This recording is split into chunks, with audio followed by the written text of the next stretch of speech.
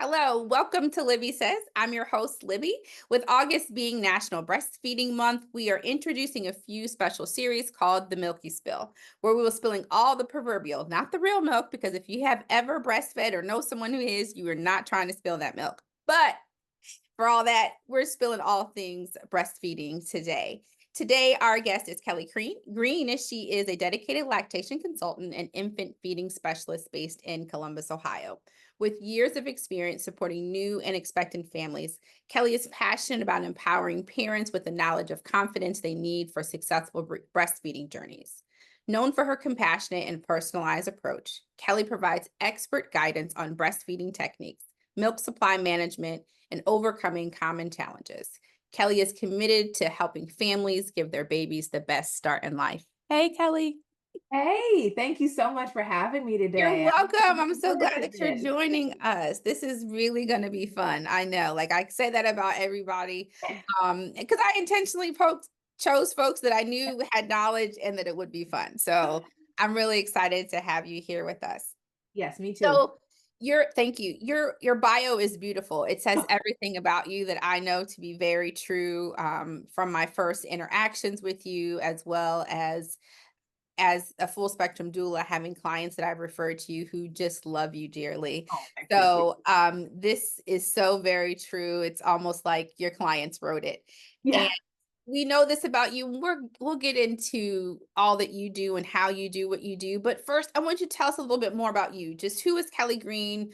What is it that you enjoy? What do you like, dislike? sure. My name is Kellie Green. I'm originally from Cincinnati. Lived here in Columbus now for over 20 years. Mom and wife. I've got two boys who are now 9 and 11. So I had experience breastfeeding them both. And so as a professional, but then I have that personal experience too. Like I still remember being in the exact same spot that all of my families are when they come to see me. So it's very real for me. I enjoy spending time with my family. We are heavy into sports over here. Okay. So I am a sports mom through and through. I dislike not getting enough sleep, Okay. which as a mom, it's hard, but I'm working on it. Well, at least you're not still breastfeeding. Yes, You're getting a little bit more sleep than the a average little bit mama. more. A little bit. What sports do your little guys play? So we are moving into tackle football for the first year. We just finished up baseball. Mm. And then we'll have basketball in the winter. So we're football, basketball, and then baseball. Good, good. I love it. I'm here for all of that. Yeah. My oldest played basketball, football, soccer, ran track for one season. Yeah. So I was hoping I could get him to love some baseball, and he was just staring at me like, They love it. I Like mean, if you love it, you love it. I think when they settle on a sport, I think that's going to be their sport. They love it. That's good. And you're right. You really have to love baseball to play. Because it can be boring. Yeah, and it's hard. It's a hard sport. Yes. Oh, absolutely. Um, Mhm. so tell us a little bit about your breastfeeding journeys, your decision to breastfeed. Give us a little bit of insight to your golden hour, the support you got, et cetera, et cetera. Yes. I knew as soon as I got pregnant that I was very, very much interested in breastfeeding. I had the conversation with my mom, and at the time, my sister hadn't had any children yet. So she tried to breastfeed both myself and my sister. Now, this is 41 and many, many years ago. I won't tell my Mhm. sister's age in public without her approval. I understand. Many, many years ago, and the support just wasn't there. And so she really wasn't supported. And so she opted to then just formula feed both of us. And again, this was before, personal pumps were even available. So that really wasn't even a time Mm, for either. So she really just didn't know. And so she was like, yeah.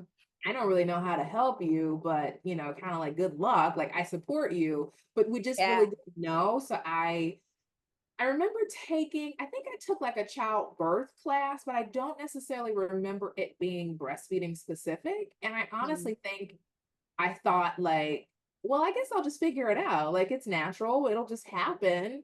So the plan was always to breastfeed. Um, I didn't have a golden hour. My first was an emergency C-section. With all of the medicine and the interventions, when I came out of recovery, my temperature was too cold, and so my husband actually did skin to skin with him. And honestly, so I tried to labor. He got into distress when I was around like 8 or 9 centimeters. So I had the epidural, and then we, I think, did the spinal block once I got back into the operating Yeah. room. So I had a lot of medicine in me, and I don't remember a lot. Yeah. Um, but I didn't hold him for hours. Oh, So my husband was able to do skin to skin with him. And then once I got back into my recovery room was when I was able to hold him, but I still was under heated blankets because we just couldn't yeah. get my temperature up. But so I, again, like it's what I tell all my families, I just nursed as soon as I was able to get to him. And there were challenges. It was painful. I remember coming home. I delivered on a Thursday. I came home on Sunday. I would probably say probably around Tuesday or Wednesday. So like 2 or 3 days is when my milk transferred or transitioned to the Mhm.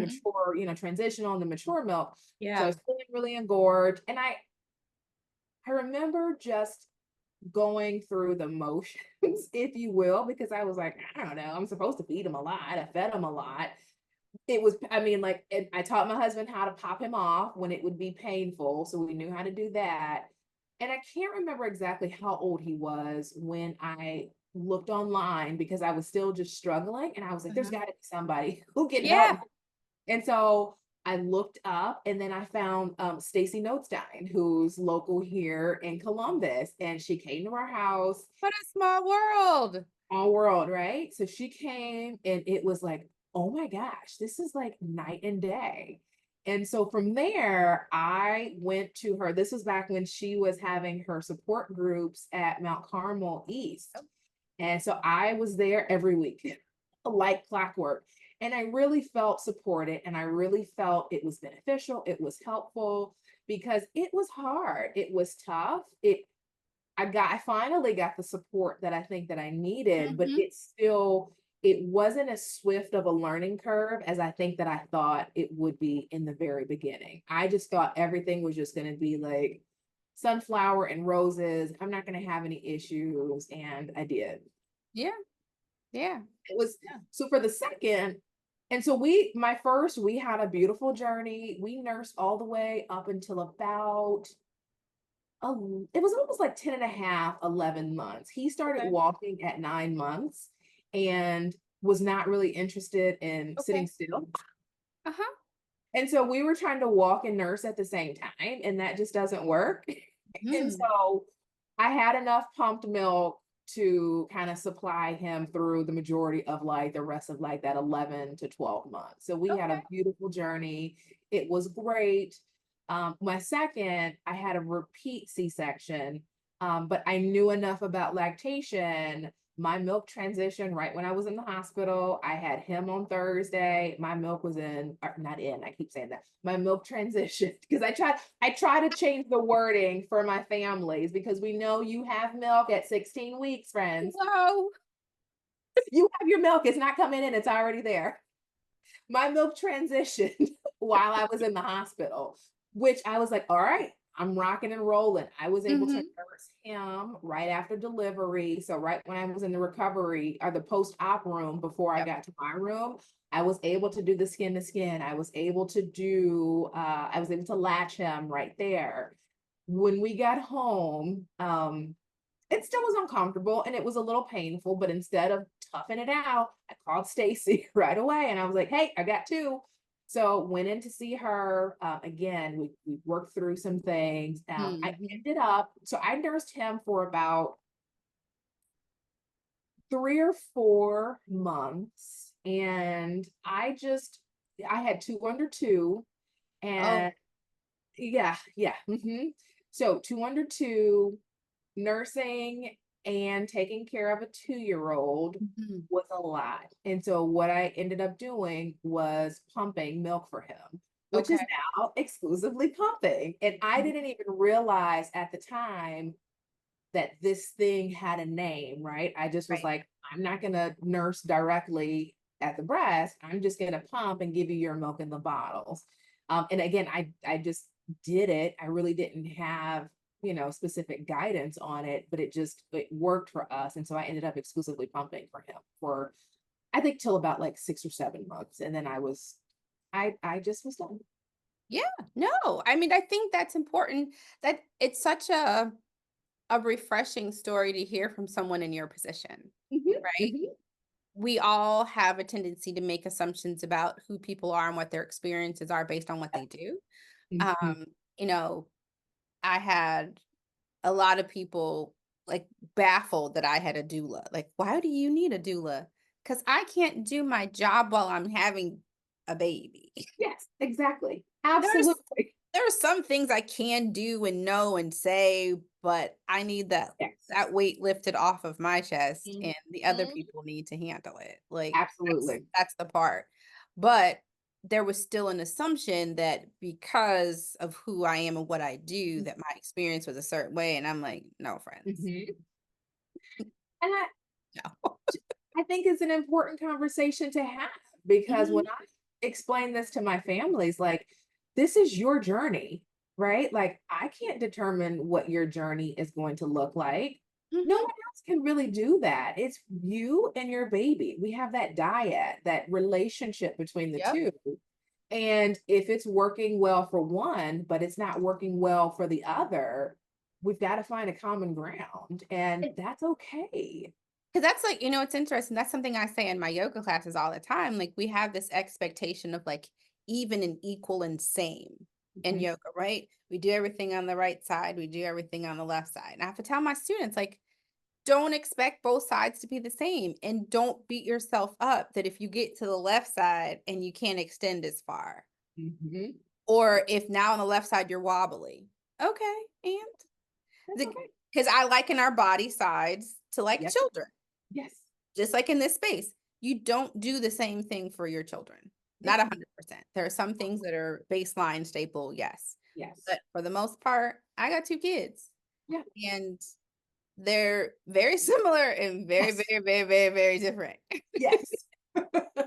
And I gotta take care of them in that way. So Yes. breastfeeding is the same, like, I no agree. journey is gonna mirror the Yep. previous or someone else, even if you had the same situation, right? Mhm. Like, 100%. Yeah. And it's it's okay. yes, it is. That And part, it's okay. and I was okay with. Yeah, so it sounds like you had everything that you needed to, like, feel nourished along your journey and, to feel like you could sustain your well-being. Would that be fair to say?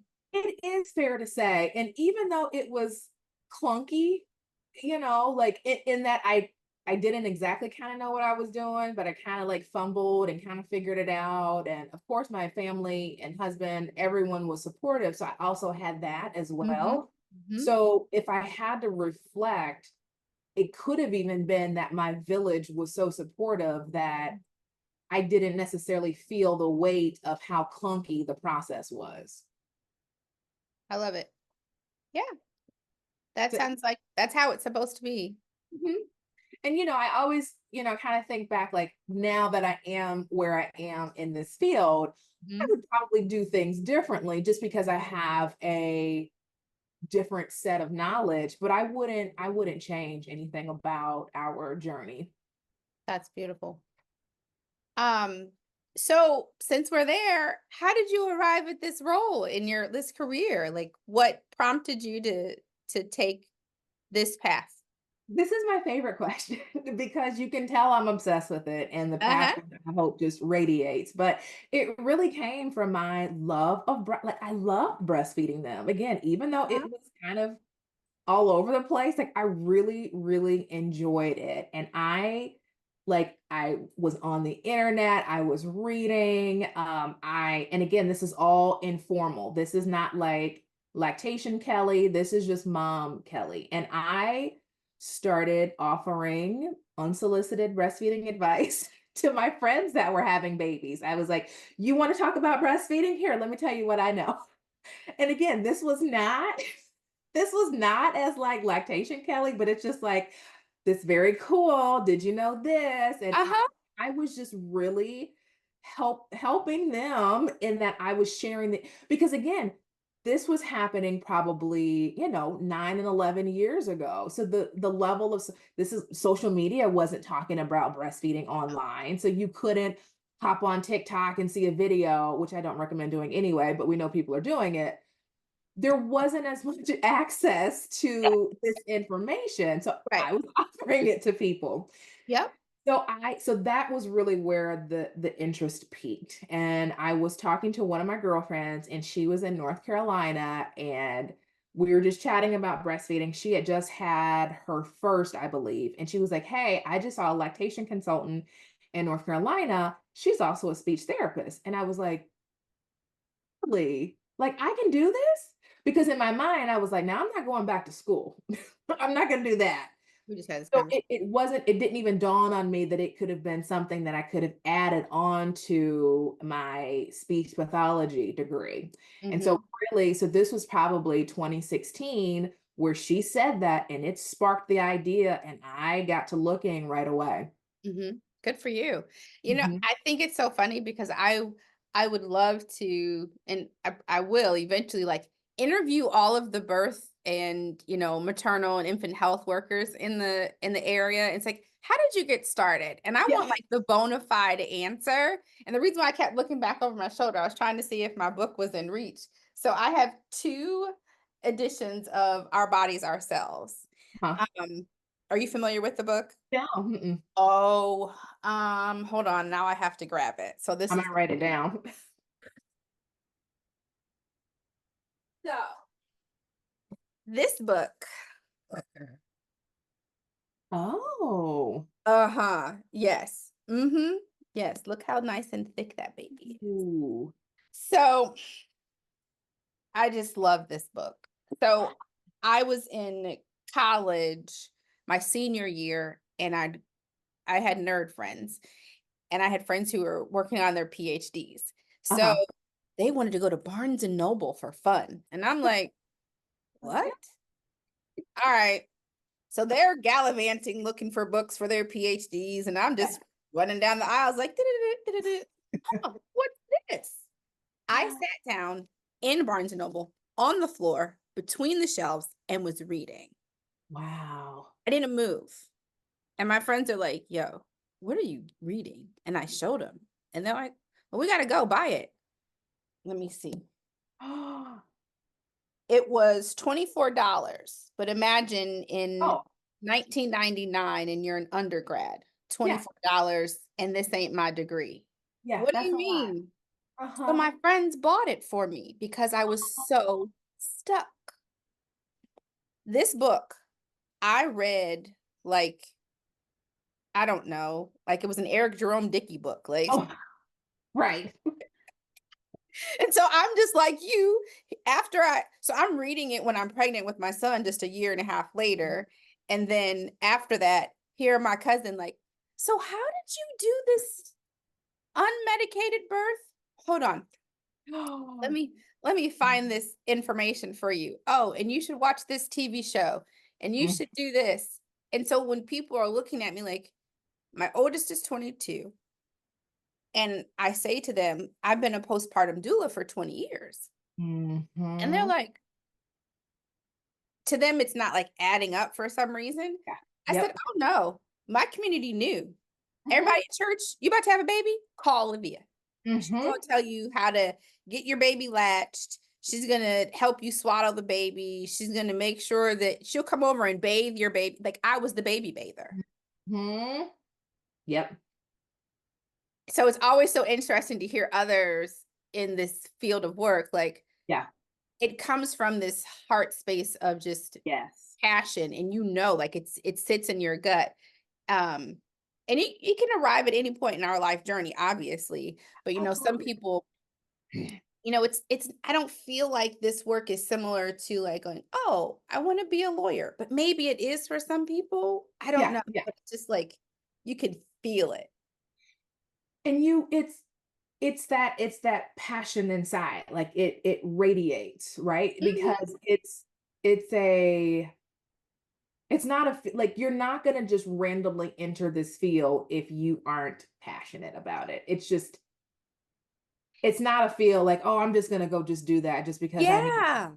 like, it's not one of those. You have to have some sort of connection, some sort of, like, it's got to be in you almost. Mhm. Right, and that's why, like, this is another subject, but just quick, that's why it, like, kinda concerns me a bit to see this. I'm very happy and thankful for, like, the uptick in awareness and appreciation for the Mhm. work that we do, especially that of doulas. I get concerned because this is not like being a home health aide, Sure, exactly. Yeah. and even that, I want you to be passionate about it. Yes. I want you just trying to find a job to make money. Mhm. Because friends, let me tell you how much money you're not gonna make right away. Yeah. Let's We can attest to that. It's not a moneymaker out the gate, It's by the not, it's not. You're not gonna be rolling in dough. Yeah, and that's But what a again, lot of like people. it, and maybe it is like that to some degree with other fields. Mhm, Like people like I've got, my sister, she loves numbers. Like, and mm, my brain just doesn't compute that. But yeah, like she loves what she does. And it's very different, but she still has that level of passion in that. yeah, And she may say the same thing. Like, you're not gonna randomly just want to be a CPA. Like, I would never, like, what? it sounds wrong. Excel? Like, what? So, and again, maybe it is, but we have a duty to our family Mhm, at a very, very delicate time. And I yep, don't take that for granted at all. yep, Uh, I just by way of my, profession, I mhm, get lots of questions about, other lactate or other speech pathologists asking about lactation. And I'm very candid. Like, when we're thinking about this, like, how are you envisioning incorporating this into your life? Is it just to, like, do mhm, this in conjunction? Like, what's the plan? Because it's different than working in like a rehab setting where it's kind of very, it's very clinical and it's very compassionate, but you really have to, it's more than just getting the certification and just adding it to the letters on the back of your name. There's yeah, a lot of extra mentorship and, a lot of extra knowledge that goes into caring for two people. uh, yes, because it's not just about the mom, it's not just about the baby, it's mhm, both of them individually, but then it's them as a unit. yep, So I don't know that most sometimes when they inquire with me, if they realize kind of the gravity of what it means to be a dual certified, SLP and yeah, yeah. IBCLC. No, I feel that, and it's interesting because I too over the past couple of years have had a lot of questions on. So where did you do this training, and how did you do this, and how did you learn that? And I'm like, listen, it was all heartfelt. It all came from personal experience. Mhm. Um, and not to say that people aren't heartfelt about it, but it's not just like you said. It's not about just stacking certifications or stacking skills. So, I mean, and because, my services are pretty robust, but I don't offer everybody I don't want to say I don't offer, I don't give everybody everything because not Yeah. everybody needs the same thing. Yes. But Hmm. on the in case I have a client whose body is aching, Hmm. I'm a yoga practitioner, I might be able to provide some support in that capacity. Yes.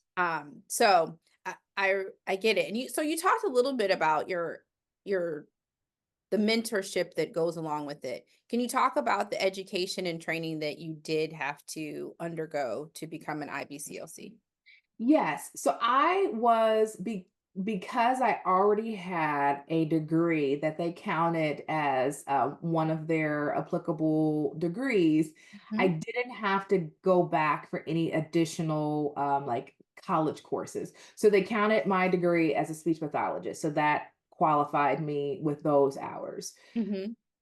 IBCLC, to become an IBCLC, you have the three different pathways. So, pathway one, if you have that degree, you essentially just take your 1,000 hours, your hands on hours. You can do those without supervision. You just need to have someone signing off on those. Pathway two, you participate in an accredited lactation program to get kind of that health sciences education. And Right. then you have, I think that one is 300 Okay. practicum hours. And then so I was pathway three, where we had to have 500 hands-on hours, but you had to get those under the direct supervision of a lactation consultant. Okay. So I couldn't just be on my own, just kind of in the wild, which for me, like the way that I operate and the way that I function, I need mentorship. This is Yes. brand new. I am not going to fumble through this when I've got people's, um, I've got their outcomes at my fingertips. So when I started looking originally in 2016, there were only a couple and there might have just been one at the time, one private practice lactation consultant. And she may have had someone or just wasn't doing mentorship right now, because that's the thing. You've got to find IBCLC who then is willing to mentor you to go through the process. So we talk about a barrier. At the Mhm. time, there was only one in the city.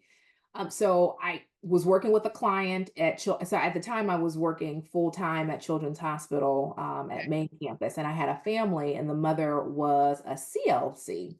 So at the time, I didn't realize that there were other credentials that weren't necessarily IBCLC until she brought it up, and I was like, "Well, wait a minute, what's this?" And so, Healthy Children's would host this at Children's Okay. once a week in the summer. And so I couldn't take it while I was working full time, but as soon as I dropped my status, I was able to take the Healthy Children's Project. I might be saying that wrong, but their CLC program at Yes. Children's. So I took that in 2017. And it was, and my plan was like, let me just start educating myself. It was never the plan to be like waving my, hey, I'm a CLC, let me take all the lactation clients, because I knew that wasn't enough. It Uh-huh. Even with my background as a speech pathologist, knowing about the mouth, the oral cavity, and feeding, I knew that that was not going to be enough. So I sat on that for a while. Now I would see friends and families who had had babies, so I was able to kind of use those skills lightly with family and friends until I could figure out how to move forward with the IBCLC. Mhm. So fast forward probably to 2018, I started the search again. And now we were like two or three private practice Okay. IBCLC. And so I was like, all right, so I've got some better options here. Yes. Reached out to the team at Nurture, and Mm. Allison and I met, and we had a great conversation. She really broke down what it would look like. And I was like, this is perfect. At the time, she and Julie both already had an intern. And so they were like, well, you'll be up next. Well, here comes COVID. So she and I met, we were just kind of waiting. COVID came and things were just a hot mess all around. And, just kind of sitting, and all of the time that I had at this at this point, my CLC was getting ready to expire because it's only good for 3 years, and everything was just a mess. And so honestly, it lapsed. I didn't have the continuing education, and I didn't have the certification. And I was sitting, and I just had this aha moment. And I said, if I'm going to do this, this might be the time to go ahead and just go full throttle. So I contacted them, and I was very honest. I was like, listen, a lot's happening. I didn't get my hours. I know I've let it, and it was like months it was like 3 or 4 months that it had already passed. But I Mhm. was like, I'm just going to shoot my shot. The worst they can say is no, because I thought so IBCLC had instituted where they were going to allow virtual mentorship to count Okay. for our hours. And so I was like, well, maybe I could even find someone virtually to kind of start to help while I'm waiting for Allison and Julie. I was in like grind mode. Like, I'm gonna figure this out. Now's the time. I was like, maybe this all happened for because I essentially lost my private practice as a speech pathologist because COVID hit and I just couldn't see those folks. Mhm. So contacted the CLC program and they were like, okay, it's fine. I said, if you give me 30 days, I promise I'll get everything. I'll reinstate. And I did. So I got all the Good for you. continuing ed, I reinstated, and then I had the CLC. Contacted Julie and Allison and I said, hey, here I am. Hi, They said, well, at the guys. time, their current intern, right, their intern had moved and they were like, as soon as things open back up, like we're good to go. And so I started the summer of 2021 with them. And because I had the CLC, I could so I was with them. So I was training in conjunction with my private practice. I was slowly starting to see patients on my own, counting those hours. I had a couple of virtual mentors too. So at Mhm. the time, I had 4 different mentors, and I Wow. was really cranking out those hours. Good. That's good stuff. That's good Mhm. stuff. Do you feel there was any impact on your experience or even your work being a woman of color? I I This is a safe don't space. know. I know. I wonder about sometimes in my early efforts if some of the like folks were communicative with me, but it never went anywhere.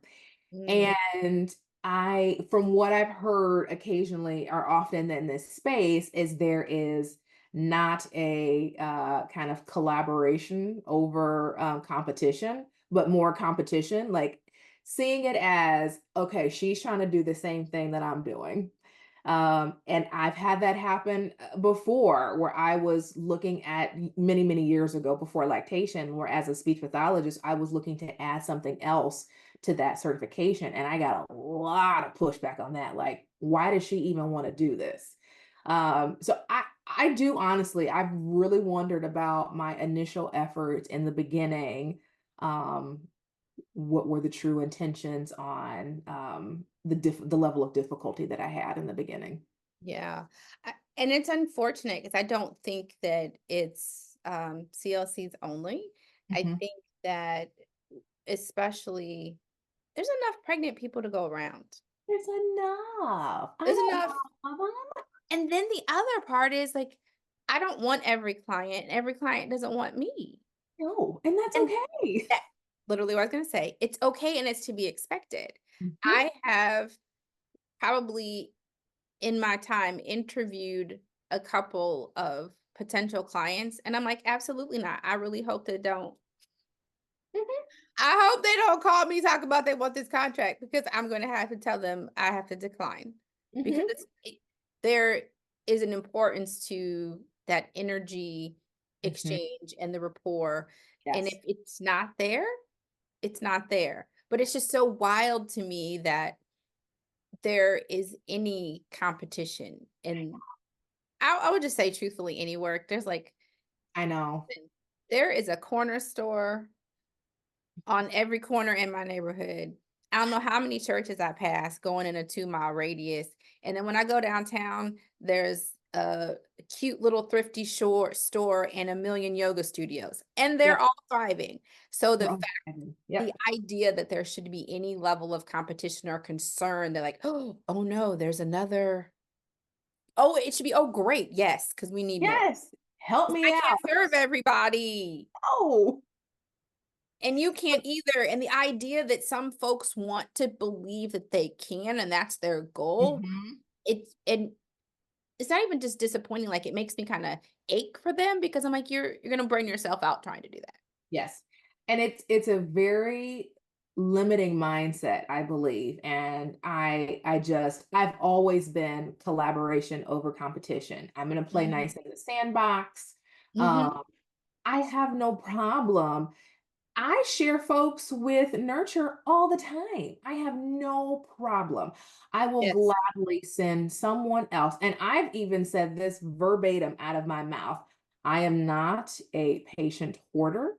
If I feel like you are going to be better served with someone else, I'm going to tell you up front and I'm going to send them your way Yeah. because it doesn't make sense if whatever we're working on, if it's beyond what I can offer for you, or I just feel like you're going to be a better fit with someone else, Mhm. what does that say about me if I'm just trying to hang on to you just to hang on to you? I'm not Sure. going to do that. I'm not going to do No. that. My mentor is really good for it. She sends clients my direction. She was like, you know what? I think Olivia is the person for you. Mhm. Um, and sometimes people think that she's sending them, and it's been different ethnic groups. So at Yeah. first people were like, oh, it's because you're black and she sent you a black client. No, she sends me white clients too. Mhm. Because she Yep. knows what I offer is what they need, or Yes. the way that I, manage my clients and my care and support is more suited for this family. That Mhm. makes sense. But it's I just can't believe that this is still the thing. I know. And to note that this is similar to the the core of why things like our birth center can't get open. I It has know. nothing to do with qualifications, um, facility. All it has to do with OBs are blocking this from happening because, well, if you open the birth center, then they're going to come to you. It- Well, yeah, maybe. it's wild. But it just I can't operate. I feel like if I were to worry about what everyone else is doing, how is that benefiting me, right? I feel like that is going to block my progress, Hello. block everything that I'm doing because I'm worried about everyone else. My mother always said, mind your business. Th- Mind your business, right? Like I'm worried about what I am offering. I am here to share with the community. I Mhm. can't be worried about, oh, well, she's got that over there and oh, she's doing that now. Woo, what?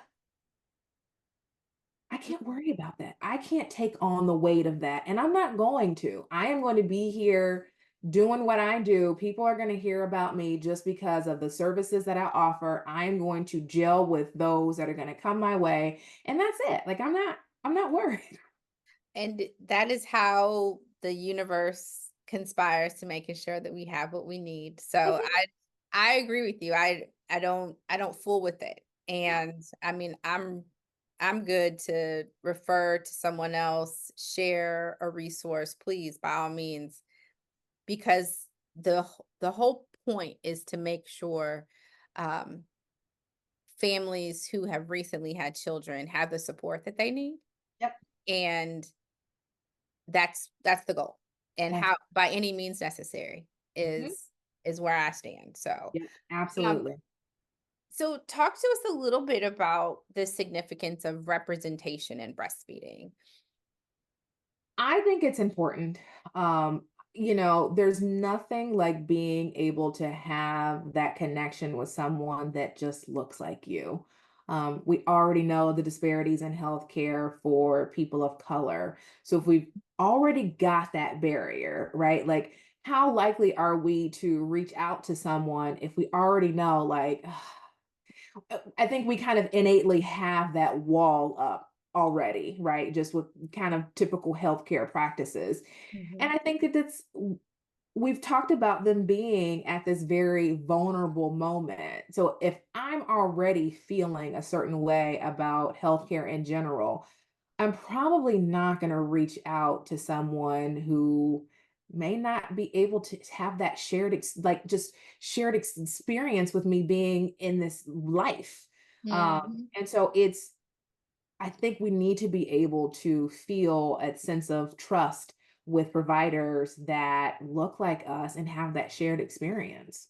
I 100% agree. I think the and not to take anything away from that, because that's I really 100% agree with that. I think there's the add-on of providers learning to be more personable Mhm, mhm, and being I feel like there must be some code somewhere, and I'm serious, like there must be some ethical code that tells you like you're not supposed to talk about yourself, or it's just this understood expectation.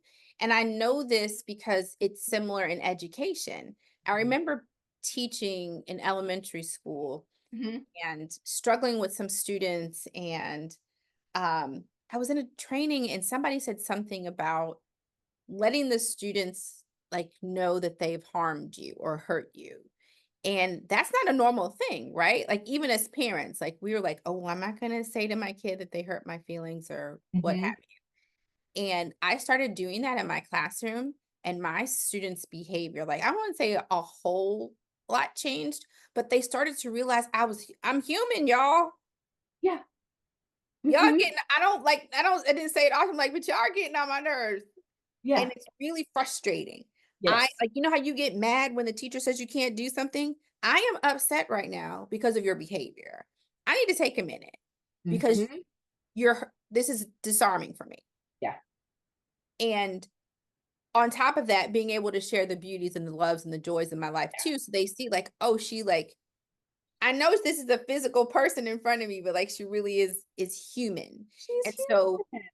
that has to be translated somehow into the clinical spaces, Yeah. because even if you don't look like me, if Mhm. you also had a baby at 44, Yes. talk to me about that, sis. Yes.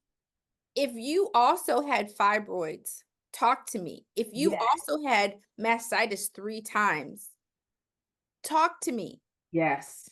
Yep. because that also matters. Like Yep. your story in like that's why I'm like that's your breastfeeding journeys very Mhm. unique and not what somebody would think of like someone who's an IBCLC. I was literally waiting on you like when you said 3, I'm like, "Oh, she nursed her baby till 3 years old," and she said months. I was like, "Oh, it's not bad," but my assumption was Yeah. Yeah. she had to have like Yep. And I'm so glad you brought that up because I think being able to do that is a skill of fantastic clinicians, right? So being able to tap in when it's applicable, when to share those nuggets of information, those nuggets of shared experience. Because at the end of the day, we're building a relationship, right? Like yes. I see some of my families 9 or 10 times. It may be over the span of like 6 months or so. So Mhm. we're seeing each other often. And Yeah. I am not going to be this super robotic, like, that's not real life. That's not how you build rapport. That's not how you build relationship. So if there's a moment when I can share with you, I only breastfed for 3 months and then I chose to pump. People are like, I didn't know I could do that. Yeah, absolutely. Or, yeah, I breastfed after 3 hours. I didn't have the golden hour after my first C-section and everything was fine. They're like, oh, really? I didn't know that. Because Mm. I think, like you said, like there's this like robotic, very just like clinical, you just don't share. And I think it's okay. And I think it should be when appropriate, share those experiences, make that connection, because that is where you are going to have that relationship building. That is where you are going to be able to make the most progress because now I trust you Mhm. because you told me how it was to have, you know, Mhm. fibroid treatment. I didn't know. I felt like I was by myself and no one Yep. to could talk to about this. But now I know I can talk to you about it. Mhm. Yeah, like I mean I can think of every one of my clients, and I know some people like sometimes when I partner with other doulas, I know they're looking like, "You're gonna tell them that?" Yes. Yes. Like I had a client who was so afraid of tearing. Like that was her greatest fear. Mhm. And it's a good fear. Like I won't say it's a good fear. It's a reasonable fear. Yeah. Mhm. It's reasonable. And so she's just going on and on about it. And what can I do? What can I do? I said, let me tell you a story. I know this woman who did nothing and she didn't tear. Mhm.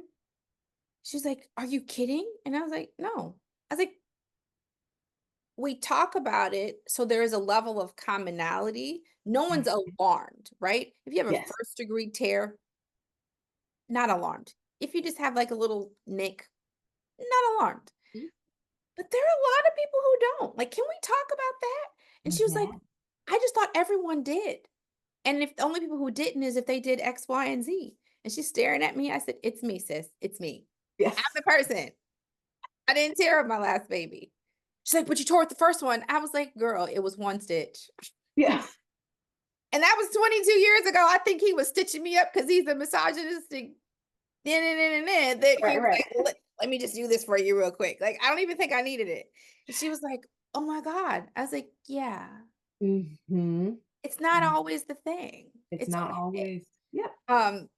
So, it's always interesting what, some folks are comfortable sharing. And Yeah. you don't got to share everything, but Exactly. Yeah. I feel like there's a level of humanness that Yeah. needs to be experienced in Mhm. order for you to have that quality relationship and rapport, for people to feel comfortable with calling you on your on-call number at 2 o'clock in the morning, or Mhm. sending you a message, et cetera, et cetera. Like, that it's necessary. And I think that's a large thing that's missing in a lot of, clinical Mhm. spaces when it comes to caring for, patients and clients. Absolutely. So here's the fun. Um, I have sat with, let me just say this disclaimer for everyone who's watching. I know Kelly. Kelly knows me. I refer clients to Kelly. Yeah. So I know some of your clients.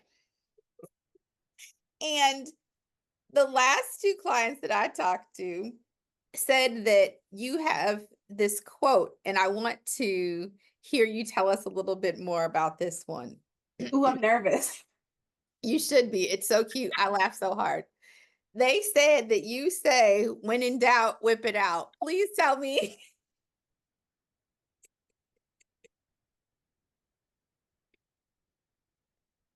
I'll take that as a yes.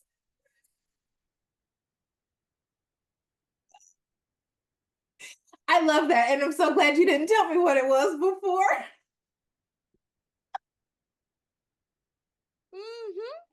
Oh my gosh, that's hilarious. So I'm gonna answer that, but I am like the queen of analogies and quotes, and I say so much in the sessions that I'm so used to just saying it. So I'm so excited that they both remembered and like loved it.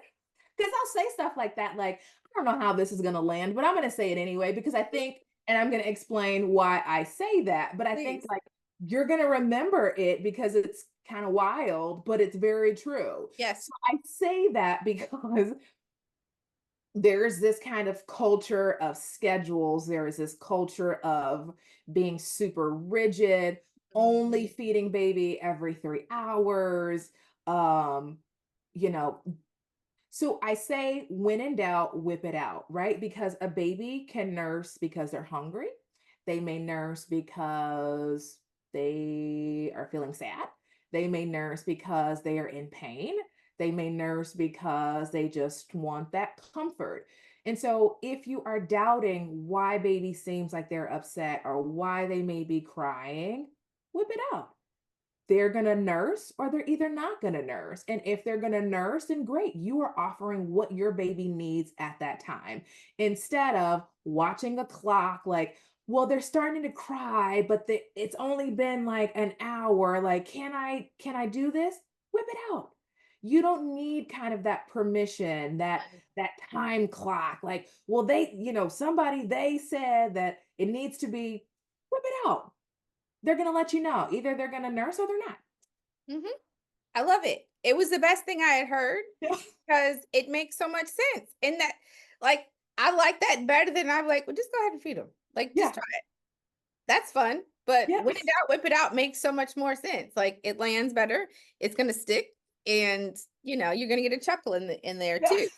Because yes, like I can't, Yeah. there's no other way to explain it. And I think the reason it hit me so well is the fact that that's literally how I was taught.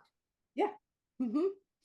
It was like, I remember going to the WIC office with my first, and um we were talking about this, like the schedules, and Hmm. like I said, I don't know if I'm really doing this right.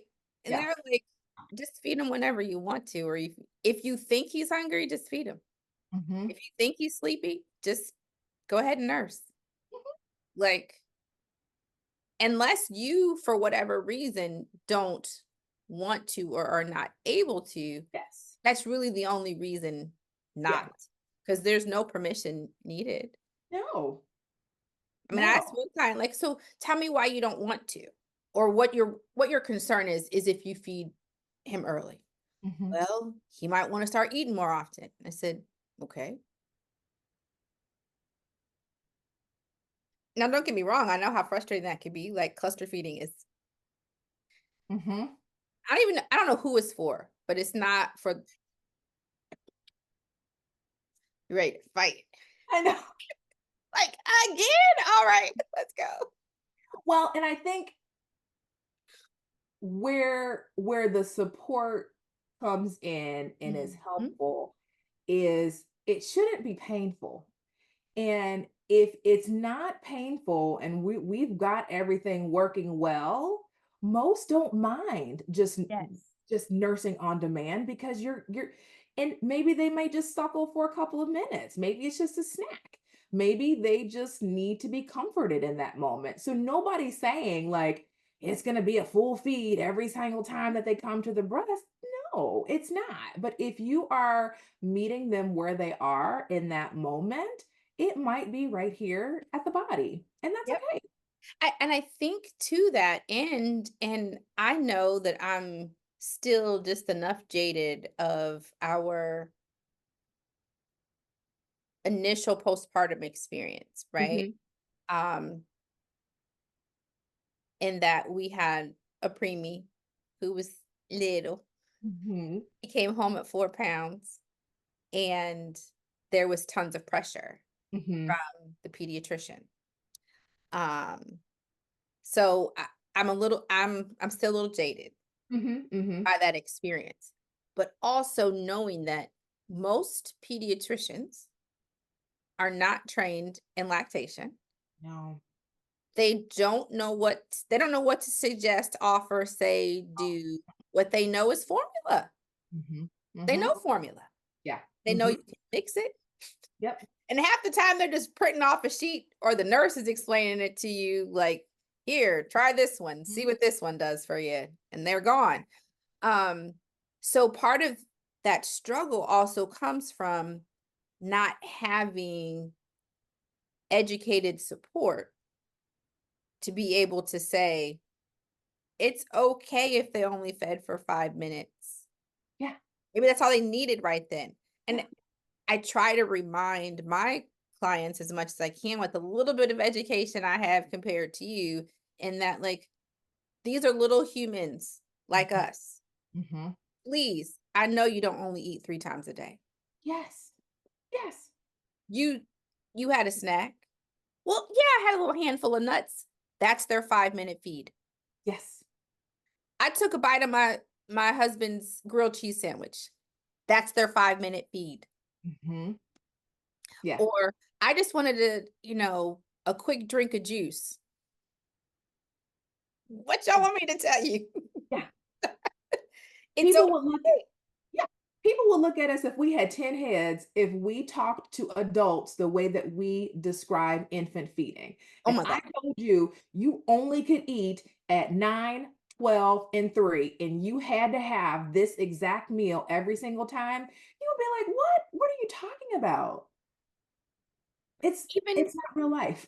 right, even people who meal prep change it up, Yes, exactly. right? So that's good information, because I think that it's really hard sometimes, and if you don't have access to a lactation consultant, and if you, whether it's because you just don't know where one is, if you don't have the funds, et cetera, et cetera. If you don't have transportation, all of the things could be barriers that are in the way. I feel like it can just be, a little undaunting sometimes for our families to really feel like they have what they need to take the next step. And Mhm. sometimes it's really just a every day at a time, Yeah. one step at a time, trying to, work down the line of the journey that they have set for themselves, or the expectations and hopes that they have set for themselves. But when you have these little silly myths and nuances to the reality, it makes it really hard. Mhm. So, do me a quick favor. Yeah. Tell me one myth that you are like, no, the world needs to know that that's not true. Oh, just one. We'll start with one. Um, I think the biggest one that sadly still is just floating around is that breastfeeding should not hurt. Mm, Like, period. I mean, I still every day have to go over people. What if it hurts just a little bit? No, it shouldn't hurt at all.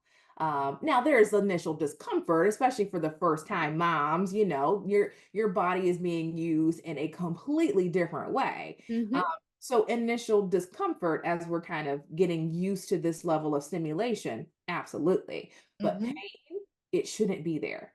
mhm, Um, and because people think that pain is kind of this rite of passage, they mm, um, mhm, they suffer because it's like, well, it's supposed to be painful in the beginning for a little bit. It's supposed to be this way.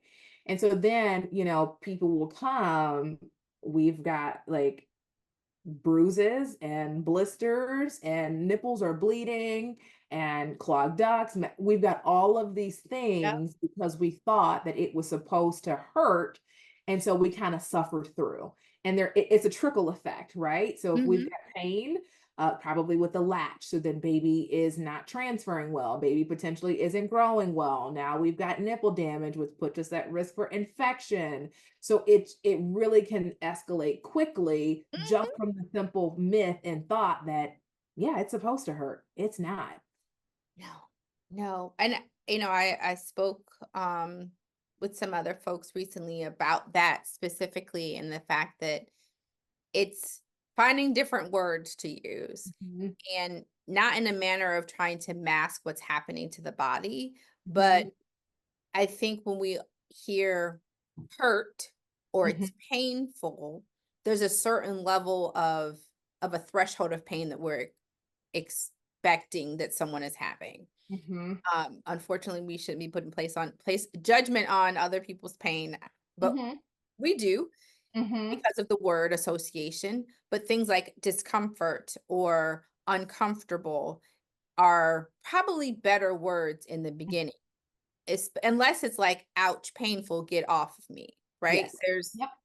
there's that versus um just like you said, there's a level of discomfort, like, oh, now there's something Mhm. suckling at my breast. When I mean, none of us do this 24/7. No, And it's no. especially if it's the first time, as you've mentioned, it's To new. It's very new to just go to like 10 to 12 times with a baby suckling at the breast. Like, absolutely. There's going to be discomfort. And I like to describe it as that because I don't want to dismiss that feeling that they're Yes. feeling. But I Yes. do like to distinguish the difference between the two. Like, yeah, Yes. it's going to feel different. This is the first time you are feeding a human. But if your eye is twitching or Oh, what, right. or you're curling your toes, uh-uh. If you want to scream. Yeah. If you're holding your breath, like that's not okay. We don't need to suffer. Listen, my youngest, I don't know when he started to do this, but in the past 9 months, he starts to, like, clamp down when he falls asleep. So Oh. it's like this Mhm. fancy art of, like, unlatching him before he gets to that moment. There have been a few times that I haven't, and I'm like, Uh-huh. "And he's sleep, so I can't." Wow. And it's such that, again, because I've had that pain before. I've had the Mhm, sensation of my like body freezing and mhm. needing to tell my husband, like, I can't move. I need him off of me because I was in so much pain. I can see it on my patient's face. And the Yes, thing is, they won't say it. But I'm like, I can see it. I was like, that yes. hurts, doesn't it? They're like, yeah. I'm like, let's get them off. Even Uh-huh. in my office, like, you don't have to do that here. But No. and they do. And I want, and that is my goal, like to give you that, like, don't do this. You do not. And if we've got a partner or a spouse, I say, hey, did you see that? This is where you can step in and help. She may not actually say that she's in pain, but we just all visibly saw her But demeanor it's like, change. This mhm. is where you can help out. I love that.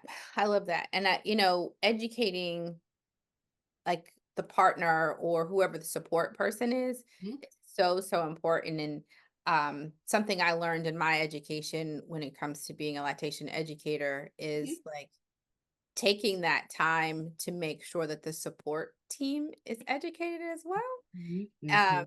prenatally is something that I like. I love prenatal education. What is your stance, or how do you work in your practice on prenatal education with clients or potential clients? I love it. I think it should be mandatory. I think it should be mandatory, Okay. honestly.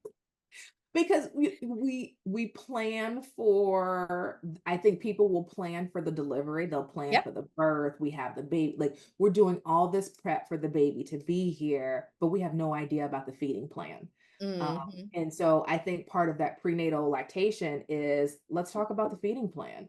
Let's go over your health history, because most don't know, like, if you've, I don't know, had a history of like any sort of hormonal conditions or Yep. a history of having a difficult time breastfeeding before, let's talk about it, because maybe we may be able to spot some signs and symptoms of difficulties before they escalate into larger issues. So Absolutely. if I can at all advocate for prenatal education, I absolutely 100% do it. And I get a handful. So I'll get some that are, prenatal patients, and then we just kind of carry our care through, which is wonderful to be able to see kind of the progression. And I love oh, they tried to do this. And I remember that you told me that. And I was like, see, I told you. The joys of the work. The The joy. joys of the work. But then I think it's helpful in, and again, building that relationship, building that rapport. Like, we're Mhm. going to outline everything that can be expected. You may hear this, you may be offered that. Let's talk about what that might look like for you and your journey. Mhm. Because, and I say this, I am pro breastfeeding 100%, or I wouldn't be here. But Right. also at the end of the day, I don't really care how you feed your baby, because this is your journey. And so, whatever that journey looks like at the end of the day, I'm going to always be there to give you the education one way or the other, so that you can make an informed choice regardless of what it is. I don't really care. Mhm. But you need to have all this information so that you can have an informed decision. I love it. I love it. This is why I love her, y'all. Yeah. That's what when you said a quote, I was like, ooh, which one is it going to be? You'll have to email me the other ones so I can include if you want I'm me to gonna have to share them start out. remembering the ones that I Um, said. I mean, it's just like I was telling you before we got started. My clients know she's about to say coconut oil. I am. My partner knows it too. He looked I love like, coconut "You better oil. tell me to go get some coconut oil." Yeah, yeah. I So am. mhm, But the funniest thing is this. So I told you the youngest one was 4 pounds when he came home, and one of my doula friends reached out to me, and she just wanted to check on me. mhm. And I just telling her about the struggle with the pediatrician and him not gaining weight fast enough, blah blah blah blah. And here she goes, "Have you tried coconut oil?" And I was like, "What would I use coconut oil for?" And she goes, "Well, you put it on your nipples." And I was like, "My nipples are fine." And she goes, "But he will eat it and it's fatty. It may help with his weight gain." And I was like, "Oh, I didn't even know this one." So it still tickles me because I'm like, my clients would never believe that I didn't think to go ahead and do that To first. do it for Um, yourself. She's like, yeah, just put a little bit on your nipple each feed. You don't like need to slather it or like, food, spoon feed it to him, but Oh my just a little gosh. bit. And I was like, oh my God, you're that was smart, girl. Um, So you shared with me a couple of resources that I'm going to share here at the in the notes and credits of the podcast. A few of your favorite items being breast pads, whether they're disposable or reusable, manual pump. You like Medela Mhm. and the LV Catch. Is there anything else that you wanted to add or something you wanted to share about those specific products? You know, I started recommending the LV Catch to hopefully thwart the purchasing of the Haka. Uh huh. That's what I thought. I and again, there's a time and a place for everything, but I think globally speaking, for most, I was finding that a lot of moms were having issues, you overutilizing that Haka, causing more issues than anybody really needs.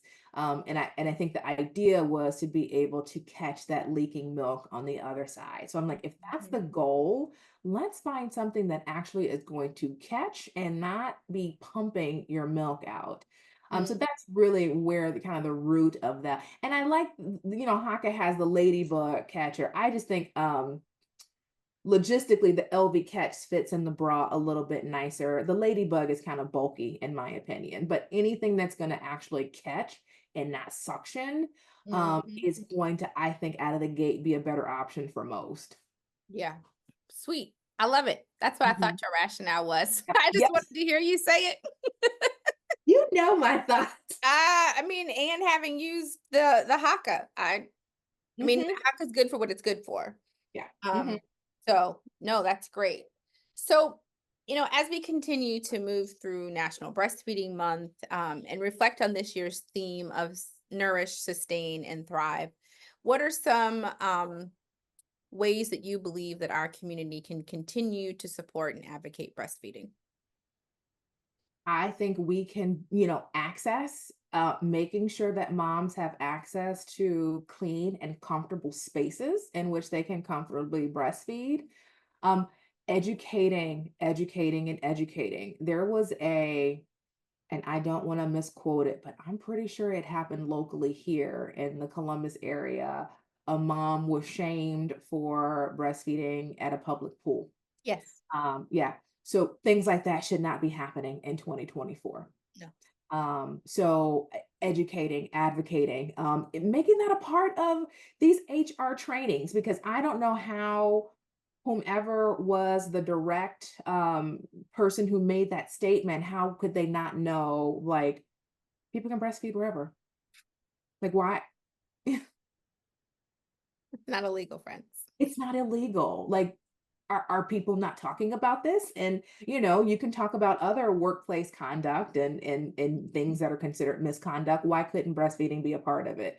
I mean, we really shouldn't have to have this conversation, but obviously we still do, because less than a week ago we had another incident. So I Yeah. think just really starting to educate employers, legislation that's going to protect the rights of breastfeeding moms that are going to be is going to be vital, because we shouldn't have issues like that coming up. No, we definitely shouldn't. And I'm looking forward to what education does, begin to, I don't want to say happen, but how it increases Mhm. because workplace policies and procedures around breastfeeding time and the space to be able to breastfeed is improving in some spaces, but there's also this idea or notion of like, why does it matter? Um, and if I or another breastfeeding person has to explain to somebody, you don't want to eat in the bathroom. I know. Please tell me how many times you eat in the bathroom. Yep. Hmm. Yeah. You don't. You don't ever. You don't. You you don't go in the I mean, I don't know. I can't see anyone, the average person, going No, to the bathroom to go eat they're not going to. or feeling that the best place to eat or the most suitable place to eat is in a closet. Hmm. Yeah. And we would never ask anybody to do so. No. But the rules change when we're feeding a baby. Or when I'm pumping my milk. Something. Yep, exactly. Mhm. The absurdity that I have to, or someone would have to shift their time or the actual activity that they're doing to make someone else feel comfortable. Yep. No, No. no. Mm-mm. I used to tell when I was still teaching, I would pump in my classroom sometimes. And I had a sign on my door, that I'm pumping, et cetera, et cetera. And there's always somebody who would knock on the door. And I would have to say, if you don't want to see my breasts, you probably want to walk away. Because they're gonna be out. I'm Oh my pumping. God, I just thought you thought what? Now you couldn't have thought. I got a whole sign on my door.